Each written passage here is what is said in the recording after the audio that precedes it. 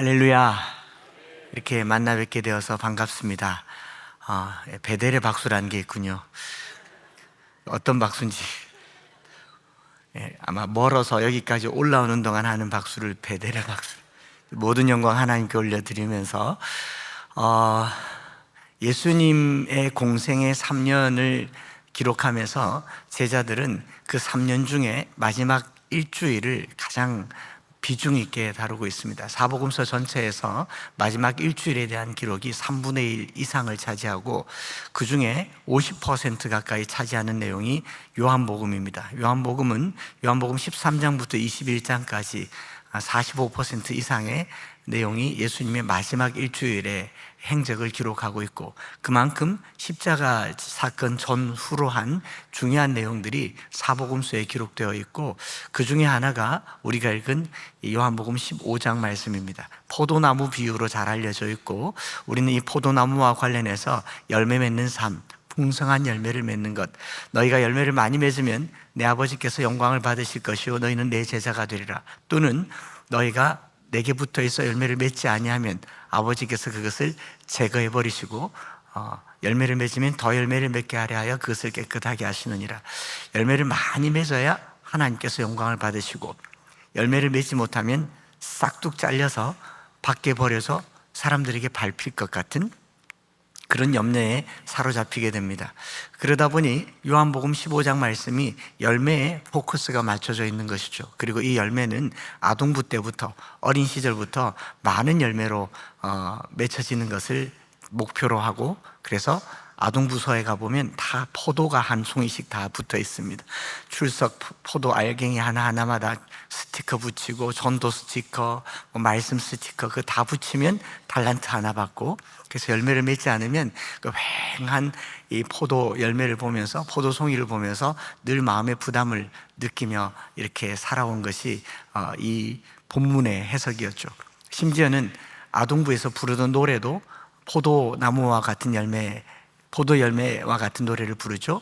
포도밭에 포도가 땡글 열렸네, 많이 열렸네. 또 1절로 부족해서 오이밭에 오이가 길쭉 열렸네. 호박 해볼까요? 호박밭에 호박이 울퉁불퉁 열렸네, 많이 열렸네. 의 생산성과 경제성을 중요하게 생각하는 이 사회에서는 많은 열매가 중요하고, 아마 신앙생활 한평생 하면서 이제 주님 앞에 설 때에 나는 열매가 얼마나 많은가, 전도는 몇 명을 했는가, 헌신은 얼마나 했는가, 이제 주님 앞에 설 날이 다가오면 올수록 마음에 부담으로 다가오는 것이 이 본문일 것 같습니다. 그러나 실상 이 본문의 맥락은 열매가 아니라는 것을 전체 흐름에서 예수님의 마지막 일주일 행보라고 하는 점에서 살펴볼 수가 있습니다. 예수님께서 최후의 만찬을 하시고 이제 14장 31절에 보면 일어나 가자라고 하시고, 그 중에 3명의 제자를 데리고 겟세마네 언덕에 올라가서 마지막 겟세마네 동산의 기도를 하는 그 길에서 하신 말씀이 이 포도 열매와 관련된 메시지인 것이죠. 즉 3명의 제자들에게 마지막으로 나눈 고별 설교고, 이 설교는 유일하게 요한만 기록하고 있다라는 겁니다. 요한의 머릿속에 남아있는 주님의 마지막 설교가 그저 열매를 많이 맺으면 하나님께서 영광을 받고, 열매를 맺지 않으면 너희들 다 잘라버릴 거야, 이런 엄유한 말씀으로 들렸을까를 기점으로 새롭게 생각을 해본다면, 다시 조금 전에 불렀던 이 어린이 찬송 후렴 부분을 떠올려 볼 수 있습니다. 자기 혼자 컸을까? 아니요. 정말 혼자 컸을까? 아니요. 위에 계신 하나님이 길러주셨죠. 그러니 예수님이 포도나무이고 우리가 가지라면 이 농사에서 제일 중요한 것은 나도 아니고, 또 포도나무일 수도 있지만 그보다 더 중요한 분은 농부이신 하나님이신 줄 믿습니다. 우리 인생이라고 하는 이 농사는 하나님 손에 달려 있다는 것이죠. 하나님께서 농사를 어떻게 짓느냐에 따라서 열매를 맺는 것이고, 우리는 그저 가지일 뿐이지 않습니까? 저나 여러분들이 가지인 주제에 너무 가지가지 하는 거 아니겠습니까? 이것도 하고 저것도 하고 가지 하려고 하다가 열매는 못 맺고, 때로는 신앙도 영웅주의에 빠져서 우리가 너무 많은 열매를 맺으려고 마치 내가 하나님인 듯한 많은 삶을 살아가지만, 궁극적으로 우리는 가지라는 사실과 그저 붙어 있는 것이 우리의 사명이라는 사실을 잊지 마시기 바랍니다. 열매는 농부이신 하나님께서 맺으실 것이고, 포도나무이신 예수님께서 양분을 우리에게 보내주실 것인 줄 믿습니다. 그래서 우리의 관건은 이 가지가 포도에 붙어 있는 것, 포도나무에 붙어 있는 것이 전부인 것이죠. 전라북도 고창에 가면 포도 농사를 아주 잘 짓는 분이 계십니다. 보통 포도나무 한 그루에 100송이 정도 맺으면 경제성이 있습니다. 조그마한 나무에 100송이 맺으면 생산성이 있지 않겠습니까? 그런데 기네스북에도 올라가 있는 전라북도 고창에 도덕현이라고 하는 농부가 농사를 짓는 포도나무는 이 한 그루에 4,500송이를 맺습니다. 이 사진에 보이는 포도나무가 한 그루입니다. 4,500송이의 포도를 맺는데, 이 포도 농사 짓는 농법을 유기농 농법이라고 해서 이 포도나무는 그렇게 굵지 않아도 가지를 뻗어질 수 있는 대로 잘 돌보기만 하면 이 가지는 끝까지 뻗어서 한 300평 되는 포도밭에 딱 한 그루, 1000평 되는 포도밭에 3그루의 포도나무를 심어서 1년에 포도 농사를 지으신 분이신데, 재작년에 농기구 사고가 일어나서 이 도덕현이라고 하는 농부가 중환자실에서 수술을 받게 되었습니다. 수술을 하면서 자기가 마지막으로 평생 포도나무와 살아온 자기 인생의 유언을 남깁니다. 그 유언을 남기고 살아나셨습니다마는 그 유언이 유명한 말이 되었죠. 만일 내가 이 수술실에 들어가서 죽게 되거든, 나를 화장을 해서 내 유골을 이 포도밭에 뿌려달라. 내가 그 뿌리에 들어가서 양분이 되어서 더 열매 맺게 하겠다. 저는 여기에 십자가의 비밀이 있다고 생각합니다. 주님께서 겟세마네 동산에 오르면서 포도 농사를 짓는 농부의 마음을 헤아렸던 것 같습니다. 그리고 십자가에서 그 피 한 방울 남김없이 다 쏟으셔서 포도나무가 되셔서 그 끝에 붙어 있는 가시인 저와 여러분들을 열매 맺게 하시는 분이 주님이시고, 그 주님께서 농사를 짓도록 농부가 되신 분이 하나님이신 줄 믿습니다.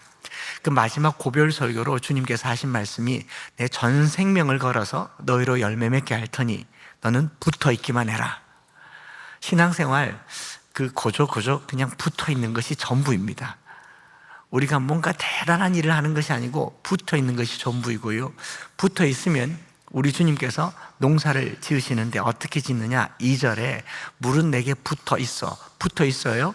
열매를 맺지 못합니다. 아버지께서 그것을 제거해버리시고, 이 제거해버린다라는 말이 조금 우리에게 두려움을 준 해석이 아닌가 생각합니다. 헬라말로 아이로라고 하는 이 제거해버린다라는 말은 신약성경 전체 용례에서 제거해버린다라는 말보다 제일 먼저 나오는 이 사전의 의미가 들어 올리시고, 그래서 브루스 윌킨슨의 이 포도나무의 비밀이라고 하는 책에서는 들어 올린다라는 말에 포커스를 맞추고 있습니다. 신약성경 곳곳에서 이 12광주리를 남겼다, 혹은 이 세상 죄를 지고 간다라고 할 때 지고 간다, 들어 올린다, 남긴다라는 뜻의 아이로라는 말을 여기서 들어 올린다라고 번역을 하면 포도농사의 의미를 알게 됩니다. 물은 내게 붙어 있어 열매를 맺지 못한다. 어떤 의미일까요?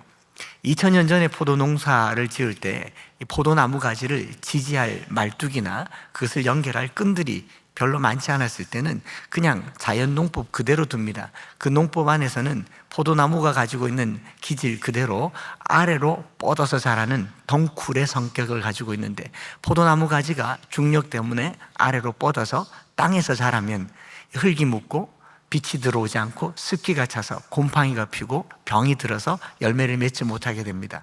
그러면 농부는 그때 이 포도나무를 말뚝으로 할 수 없으면 바위 같은 것으로 괴어서 들어 올리고, 살짝 들어 올려서 바람이 통하게 하고, 열매를 맺는 가지는 그것을 보고 깨끗하게 닦아서 광합성을 할 수 있도록 열매를 맺게 하여서 더 풍성한 열매를 맺게 하시는 농부의 농법이 들어 올리는 것이고, 이렇게 조금 들어 올리다가 지금은 이만큼 들어 올려서 서서도 딸 수 있도록 만들어진 나무가 포도나무라고 하는 것이죠.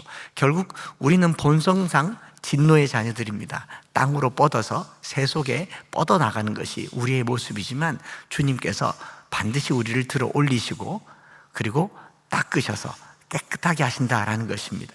십자가를 지시기 전날 밤에 주님께서 십자가를 포도나무로 들려주셨습니다. 물은 내게 붙어 있어 열매를 맺지 아니하는 가지는 십자가로 들어 올리시고, 물은 열매를 맺는 가지는 더 열매를 맺게 하려 하여 그의 보혈로 깨끗하게 닦으시느니라. 이것이 주님께서 우리에게 주신 마지막 메시지다라는 것이죠. 오늘 저와 여러분들의 인생이 주님 앞에 참 보잘것없고 지금까지 살았지만 큰 열매를 맺지 못했고, 우리가 선교사님들을 위해서 기도도 하고 또 헌금도 하지만 우리가 할 수 없는 여러 가지 것들에 대해서 나는 무엇을 했는가 싶을 때에 우리가 할 수 있는 최고의 능력은 붙어 있는 겁니다. 그래서 요한복음 15장 1절부터 10절까지에 너는 내 안에 거하라, 나도 너희 안에 거하리라, 내게 붙어 있어 열매를 맺지 아니하고, 이 메노라고 하는 헬라어를 10번이나 쓰고 있는 것이죠. 성도에게 있어서 열매는 얼마나 많은 열매를 맺는가가 아니라 성도에게 있어서 능력은 붙어 있는 것입니다. 고작 붙어 있기만 했는데 주님께서 열매 맺게 하시는 것, 그 고작 붙어 있는 것이 우리에게 능력이죠. 여러분, 교회에 붙어 있는 게 능력입니다.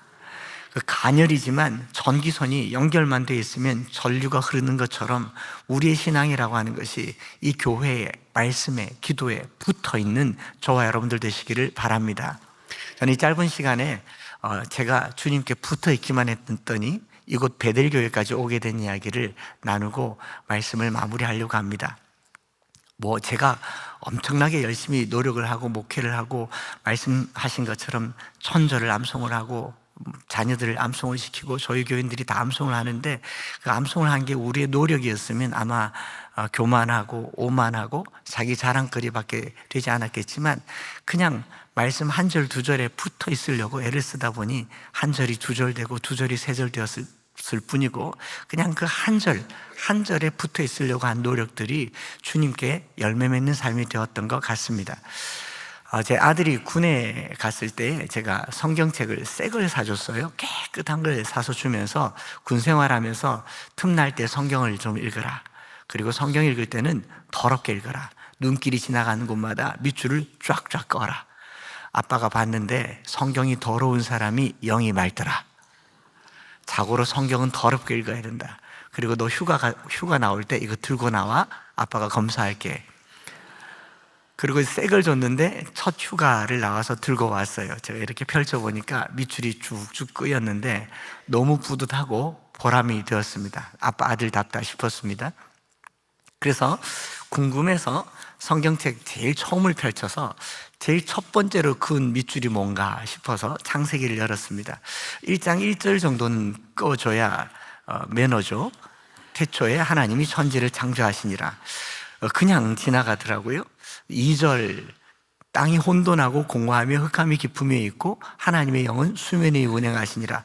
굵게 밑줄을 껐더라고요. 그리고 그 끝에 별표를 했어요. 제가 깜짝 놀랐습니다. 아들 불러서, 아들, 군 생활이 혼돈하고 공허하며 흑암이 깊나? 왜요? 너 여기 밑줄 껐는데 이게 뭐야? 군 생활이 어려워? 아빠가 도와줄까? 그랬더니 제 아들이 웃으면서, 아니에요 아빠, 군 생활은 괜찮아요. 그런데 여기 왜 밑줄 껐냐 했더니 창세기 1장 2절을 읽으니 아빠 인생이 생각나서 그렇습니다. 제 아들이 보는 저의 유년 시절과 어린 시절 저희 가족사를 잘 아는 제 아들의 입장에서는 자기 아버지는 땅이 혼돈하고 공허하며 흑암이 깊은 그런 어둠 가운데 살았다는 것이죠. 그런데 그 한창수라고 하는 자기 아빠의 인생 위에 하나님의 영이 운행하신 겁니다. 오늘 우리의 신앙생활이라고 하는 것은 우리가 주님을 붙든 것 같지만 사실은 주님이 우리를 붙잡아 주신 겁니다. 우리가 주님께 나가는 것 같지만 주님께서 우리에게 오신 성육신의 사건입니다. 우리가 어느 주님 계신 곳으로 나아가는 것 같지만 하나님께서 우리 가운데 운행하신 것이었습니다. 그 군대 생활하는 제 아들이 본 제 인생이 너무 정확해서 그 말을 듣는 순간 눈물이 왈칵 쏟아지더라고요. 저는 제 아들이 본 그대로 땅이 혼돈하고 공허하며 흑암이 깊음 가운데 있었습니다. 대구 엠마오 교회라고 하니까 제가 대구 출신이겠죠. 대구에서 나서 대구에서 자랐습니다. 제 주민등록 본적지는 대구시 중구 향촌동 18번지입니다. 향촌동이라고 하는 동네는 대구 한복판에 대구역 바로 맞은편에 있는 동네이고, 대한민국의 옛날의 역전이라고 하는 역은 노숙자, 불황자, 길 잃어버린 사람, 또 집단한 사람들이 사는 집성촌들이 있는 그런 동네가 역 앞에 있습니다. 그리고 저희 동네도 마찬가지로 술집이 많고 카바레, 나이트클럽, 디스코텍이 많은 곳이 저희 동네였습니다. 저희 동네에 어릴 적부터 그냥 아주 갓난쟁이 아기 때부터 저희들과 함께 뛰어놀고 자라던 동네 아저씨들은 이름은 부르지 않고 늘 별명으로만 불렸던 아저씨들입니다. 바위, 도끼, 스매끼리, 망치, 사시미, 옷을 벗으면 이렇게 용도 나오고 호랑이도 나오는 동네 아저씨들이 저희 아저씨들이고, TV에도 한 번씩 나와요. 유명하셔가지고 이렇게 자막에 향촌동파 조직폭력배 행동대원 일대 검거. 저는 한 번도 무서워해 본 적이 없습니다. 나서부터 본 얼굴이고 그게 익숙했고 그게 당연한 줄 알았습니다. 땅이 혼돈했습니다. 그 동네가 그랬기 때문에. 저희 뒷집이 초원의 집이었는데, 나이트클럽이었는데, 제가 중학교 2학년 때 그 청소년들이 춤을 추다가 불이 나서 10여 명이 불타서 전소한 곳이 바로 저희 뒷집이었습니다. 땅이 혼돈했습니다. 거기서 태어났고 거기서 자랐습니다. 저희 어머님이 저를 낳고 얼마 되지 않아서 배가 아파서 병원에 가봤더니 자궁에 혹이 있는데 암이라고 합니다. 그 암은 당시에 56년 전에 치료할 기술도 없고 죽을 날만 기다려야 되는 그런 병들이었는데, 마침 방사선 치료가 도입되었으니까 한번 해보자고. 그래서 요즘으로 치면 1차, 2차, 3차, 4차 여러 번 나누어서 암세포를 축소시켜서 적출하는 방법인데, 이걸 한꺼번에 10여 분을 내립쬐은 거죠. 그래서 암세포만 탄 게 아니라 허벅지, 엉덩이, 대퇴부, 자궁까지 싹 다 타버리셨습니다. 소위 방사선 화상을 입은 것이죠. 그 길로부터 저희 어머님은 대구 동산병원에 제가 초등학교 5학년 때까지 누워 계셨습니다. 저희 유년 시절은 이 병원에 어머니가 계셨고 또 향촌동에 아버지가 계셨고, 병원 가면 어머니가 아프다고 울고 계시고 집에 가면 아버지께서 술 드시고 속상해하고 계시고, 그게 유년 시절이었습니다. 땅이 혼돈하고 공허했습니다. 그리고 5학년 때 병원에서 강제로 퇴원을 당했죠. 돈이 없으니까, 치료할 방법도 없으니까. 병원에서 이 난동 부리는 저희 어머니에게 대신 이걸 하라고 내어준 처방전이 바로 진통제였습니다. 5학년짜리인 저에게 이 진통제를 사오라고 하면 제가 약국에서 사다 드리면 똑 부러뜨려서 양은 냄비에 유리주사기를 펄펄 끓여가지고 그 주사약을 이렇게 혈관 주사를 맞으시면 서너 시간 주무시고, 또 깨면 아프다고 소리 지르고 또 주사를 맞고, 1년을 이 주사를 맞으시다가 초등학교 6학년 때 저희 어머님은 돌아가셨습니다. 사망 원인이 몰핀 중독에 의한 쇼크사였습니다. 어머님 6학년 때 돌아가셨는데 우리 동네 아저씨들이 하는 말이 잘 죽었다, 41살인데 더 살아도 희망도 없다, 창수 너희 엄마 잘 죽었다. 그게 저희가 들을 수 있는 그런 어휘였습니다. 흑암도 깊었습니다. 어머니 돌아가시고 딱 한 달 되었을 때 저희 아버지께서 저희 3남매를 데리고 이 땅에서 살기가 어려우니까 농사를 지어야겠다 하면서 잠시 전라남도에, 대구에서 전라남도는 고속도로도 없고 그 당시에 기차도 없고, 기차는 지금도 없습니다. 대구에서 저기 목포 가까이 있는 전라남도 무안군 몽탄면에 이 개펄의 바닷물을 막아서 농지로 전환하는 곳에 농사 짓겠다고 저희 아버님께서 저희를 잠깐 향촌동에 두고 가신다고 가신 게 20년이 되었습니다. 20년 동안 저희 3남매를 거기 두고 저희 아버님은 전라도로 가버리신 것이죠. 그리고 저희는 거기서 외삼촌 집에 이 집 저 집 떠돌이 생활을 했어야 했고, 저희 형님은 그 당시 고등학교 3학년이었는데 대학 입시를 봤는데 서울에 한양대학교 공과대를 입학하니까, 그 당시 한양대 공대가 뭐 지금도 좋습니다만 더 좋았던 것 같아요. 서울에서 부잣집에서 데려가더라고요, 입주과외 하면서. 그래서 저희 형님은 서울로 가고, 저희 누님도 한 2, 3년 지나서 고등학교 졸업하고 19살에 서울로 취업하면서 20살에 시집을 가버렸습니다.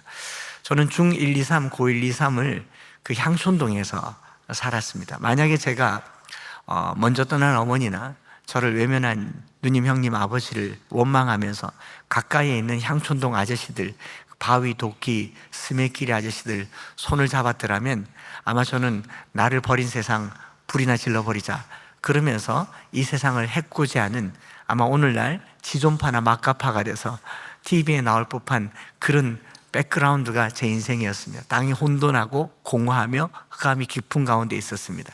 그런데 제 아들이 본 그대로 하나님의 영이 수면 위에 운행하시는 거죠. 저는 땅바닥에 널브러진 마른 나무 가지 같은, 나무 뼈다귀 같은 그런 조각일 뿐이었던 것이죠. 그런데 농부이신 하나님께서 붙여주신 거죠.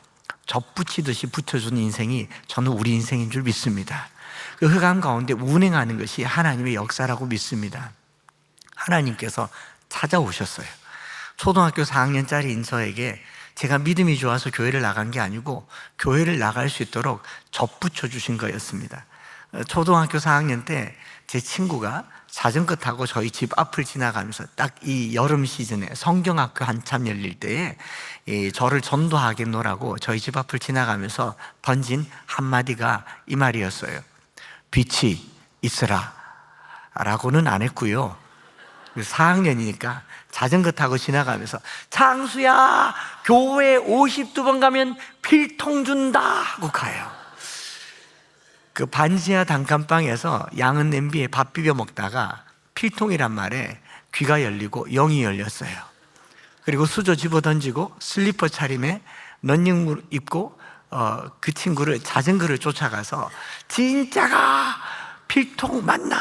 52번만 가면 되나? 그러면서 교회를 출석한 곳이 대구시 중구에 있는 서성로 교회였고, 교회 가서도 진짜 필통 주냐고, 52번만 오면 되냐고, 예배를 마치고 나가는 길에 내일 또 오면 되냐 그랬더니 다음 주일날 오래요.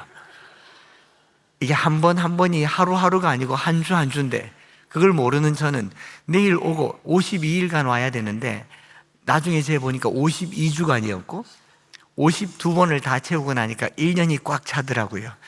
저는 1년 개근상으로 필통을 받았습니다. 고작 필통 하나 받았을 뿐인데 저는 오늘 목사가 되었고 이 자리에 서게 된 줄 믿습니다. 제가 한 게 아니고 하나님이 하신 거죠. 그 1년을 교회를 다니면서 저를 가르쳐 주셨던 교회 학교 선생님 김미자 권사님께서 저에게 성경 말씀을 들려주시면서 한 절 한 절 마음에 드는 구절들을, 창수야 이거 너무 중요하니까 외워라, 마음에 새겨라, 이거 하나면 충분하다라고 시작한 성경 구절들이 오늘 제게 차곡차곡 쌓여서 500절이 되고 600절이 되고 1000절이 된 줄 믿습니다. 그 처음으로 제 마음을 울렸던 말씀이 마태복음 6장이었어요. 주기도문을 이렇게 쭉 읽어주면서 마태복음 6장에 주기도문이 있으니까 이건 외워야 된다, 옳거니 외워야겠다. 그리고 더 읽어나가는데 마태복음 6장 26절부터 성경 말씀이 제 가슴을 이렇게 파고 들어오는 겁니다. 공중의 새를 보아라, 심지도 않고 거두지도 않고 창고에 모아들이지도 아니하되 너희 하늘 아버지께서 기르시나니, 거기다가 제 이름을 딱 넣어서 저를 콕 찍어서 창수 너는 이것들보다 귀하지 아니하냐. 제가 초등학교 5학년 때까지 살면서 들어본 말 중에 제일 따뜻한 말이었어요. 누구도 귀하게 여기지 않았고 누구도 소중히 여기지 않는 동네에서 사람을 그저 생산의 수단과 그냥 착취의 도구로만 여겨왔던 그 동네에서 살았는데 이 성경 말씀이 저더러 귀하다고 그렇게 말씀하셨고 그 말씀이 제 마음을 녹였고, 그날 이후로 오늘까지 저는 이렇게 귀티난 얼굴이 된 줄 믿습니다. 귀하죠? 딱 봐도 버림밖에 안 생겼지 않습니까? 그 말씀이 제 마음을 울리기 시작하면서 계속 읽어나가는데 27절, 28절, 29절에 의복을 위하여 염려하지 마라. 드레베카파가 어떻게 자라는가 생각하여 보라. 솔로몬의 모든 영광으로도 입은 것이 이 꽃 하나만 같이 못하였느니라. 오늘 있다가 내일 아궁이에 던져질 들풀도 하나님이 이같이 입히시거늘 하물며 또 제 이름을 넣어서 창수 너일까 보냐. 그리고 제게 처음으로 심어준 한 절의 말씀이 마태복음 6장 33절이었습니다. 그런즉 너희는 먼저 그의 나라와 그의 의를 구하라. 그리하면 이 모든 것을 너희에게 더하시리라. 이미 필통을 받은 저에게는 이 교회가 하나님의 나라였고 하나님의 의였고, 이미 필통을 받은 저에게는 이 모든 것이었던 것인 줄 믿습니다. 여러분, 우리 신앙생활이라고 하는 게 특별히 이민생활하면서요, 한국 음식 한번 먹으려고 다녔던 게 교회 생활이었을 겁니다. 이민사회라고 하는 게 유학 시절에 와서 한국 사람 그리워서 그냥 다녔던 게 교회였을 겁니다. 믿음 좋아서 교회 다닌 사람들 별로 없을 거예요. 다니다 보니 여기까지 온 줄 믿습니다. 다니다 보니 다니는 거예요. 붙어 있다 보니 주님께서 들어 올리시고 열매 맺게 해주시는 줄 믿습니다. 그 작은 저의 고백을 주님이 틀어주신 거죠. 중학교 1학년, 2학년 지내면서 어머니 없고 아버지 안 계시고 잘 데 없어서 외삼촌 집에서 자다가 이곳저곳에서 이제 친구 집에서 자고 저 친구 집에서 자는데, 잠자는 방 밖에서 엄마 소리가 들려요. 경상도 말로 창수 자는 집이 없나? 와 자꾸 우리 집에서 자노? 그러면 하루를 더 재워달라고 말할 용기가 없던 중학생 시절에 조용히 그 집을 나와서, 제가 만약에 대구역 앞에 노숙자들 사이에서 잠을 잤거나 향촌동 뒷골목의 아저씨들 손을 잡고 잠을 청했더라면 아마 이 자리는 없었을 겁니다. 먼저 그의 나라와 의를 구하라. 그리하면 이 모든 것을 너에게 더하시리라. 이 말씀 한 절을 받은 저에게는요, 교회가 제게는 집이 되었습니다. 제가 노숙자가 아니고 교숙자 출신입니다. 교회에서 주로 잤어요. 예배당 제일 앞에 앉아서 예배를 드립니다. 중학교 1학년이 예배를 드리니까 얼마나 기특했겠어요. 목사님이 축도할 때 앞에 엎드려서 잠을 잡니다. 엎드려서 기도하듯이 잠을 잡니다. 목사님이 축도송 끝나고 나가고 나면 이 엎드린 자세를 옆으로 누워서 엎드려서 기도를 하는 것 같이 하면, 뒤에서 앞이 안 보이니까 다 나가고 나면 본당이 제 안방이었습니다. 그렇게 교회에서 하루 이틀 자다가 사찰 집사님에게 걸려서 쫓겨나게 된 거죠. 몇 번을 사찰 집사님께 쫓겨나다가 사찰 집사님을 보니까 사택에 사시더라고요. 그래서 제 중학교 1학년 때 제 꿈이 사찰 집사였어요. 적어도 사찰 집사는 주거 문제가 해결되니까. 그래서 그 집사님 따라다니면서 청소하면서 어떻게 하면 사찰 집사가 되냐고. 한 일주일쯤 지났는데 그 뒷집에서, 더 큰 집에서 한 분이 나오시는데 양복 입고 멋지게 나오고 집도 좋아 보여요. 누구실까요? 담임 목사님. 그래서 중학교 2학년 때 제 꿈을 좀 키웠습니다. 나의 꿈은 담임 목사. 여러분, 중학교 2학년이 성령 받아서 은사 체험해서 하나님 나라에 대한 거대한 꿈을 가지고 목사라는 이 비전을 가진 게 아닙니다. 모태신앙이어서 좋은 신앙을 유업으로 받아서 목사가 될 꿈을 가진 게 아니고 좋아 보였어요. 그리고 편안해 보였습니다. 그런데 그 어린 중학교 2학년이 나는 목사님이 되고 싶어요 라고 기도했던 그 작은 기도를 하나님이 들으신 겁니다. 제 믿음이 아니라 하나님이 크게 봐주신 겁니다. 그런 곡절의 시간을 지나서 중학교 졸업하고 고등학교를 졸업하고 대학 입시 시험을 봤는데, 대구에서는 그래도 조금 괜찮은 대학교인 경북대학교를 합격을 하게 되었어요. 그것도 하나님의 은혜였던 것 같아요. 수능 시험 치는 날 당일 새벽까지 신문을 돌렸는데 공부할 시간도 없었는데 하나님의 은혜로 아는 문제만 시험에 나오더라고요. 여러분, 실력은 없어도 성적이 좋은 게 은혜입니다. 그래서 경북대학교를 합격을 했더니 모교의 권사님들이 우리 창수가 저렇게 어렵게 살아서 대학을 갔다고, 그래서 이 경상도 말로 꼬장주라고 하는데 속바지에서 용돈을 꺼내서 대학 4년 등록금을 다 대주신 줄 믿습니다. 그때부터 제 인생은 방향만 정했을 뿐이고 입술로 고백만 했을 뿐인데 하나님께서 계속 채워주시더라고요. 신학대학원 3년 동안 여운학 장로님께서 규장출판사를 설립하신 장로님, 우리 암송학교의 설립자이신 이 장로님께서 전액 장학금으로 신학대학원을 졸업할 때까지 장학금을 주시고, 또 부목사 생활하는 동안에도 담임 목사님께서 좋게 봐주셔서 부목사 하는 중에 저를 여러 10명도 넘는 부목사 중에 한 사람인 저를 뽑아서 영국에 유학을 보내주시고, 제가 걸어갈 수 없는 길을 걷게 하시고 살아보지 못한 길을 살게 하시고 여기까지 오게 하신 줄 믿습니다.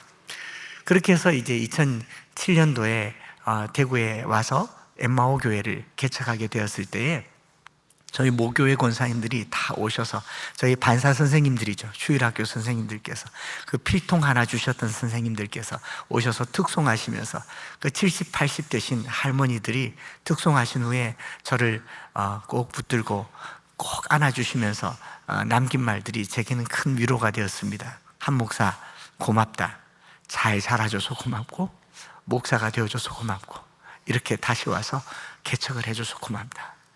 그리고 자기들끼리 그렇게 말하더라고요. 봐라, 남의 품의 자식도 성경 한 절 제대로 심어주니 저렇게 되지 않느냐. 여러분, 한 절입니다. 제가 성경 암송 많이 하자고 여러분들에게 권하는 게 아니고 단 한 절이면 우리 인생이 달라진다라는 것을 여러분들에게 말씀으로 남기고 싶은 거죠. 지금 선교를 위해서 기도하는 것이 이 헵시바 새벽 기도회인 것 같은데, 선교사님들이 선교지에 가서 성령의 대단한 능력을 전하는 것 같지만 전해주는 필통 하나, 전해주는 빵 부스러기 하나, 그 하나가 생명이 될 것입니다.